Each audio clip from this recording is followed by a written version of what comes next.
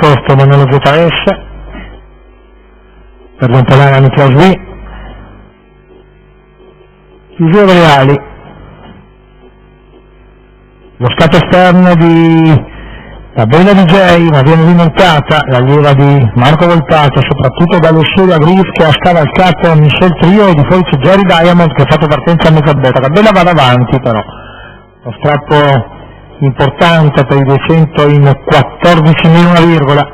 Marco Volpato in vantaggio con la valla di Sonia Galanti e l'italiano Tifano. Se va il quarto,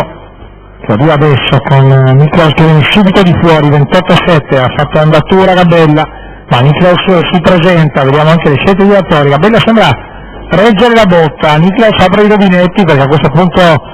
deve passare i 600, però in 42,5, c'è stato un altro strappo dopo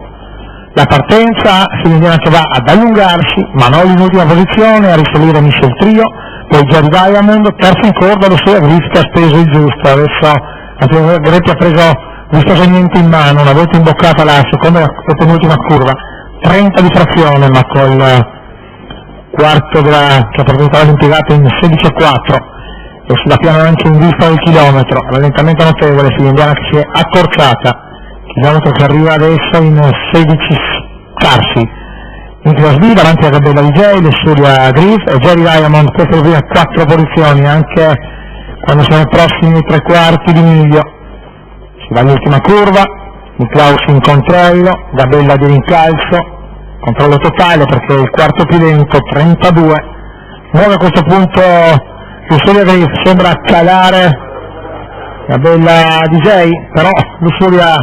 galoppa nel tentativo di venire via e finisce a tabellone. L'ultima curva in 14,2, Niklaus ha guadagnato vantaggio importante, gli altri a lottare per le piazze dopo il colpo di forma dell'eliminazione della controfavorita ed è Niklaus B con Antonio Gretti che viene a vincere davanti a Jerry Diamond, mentre per il terzo probabilmente rimane ancora in quota Gabella DJ.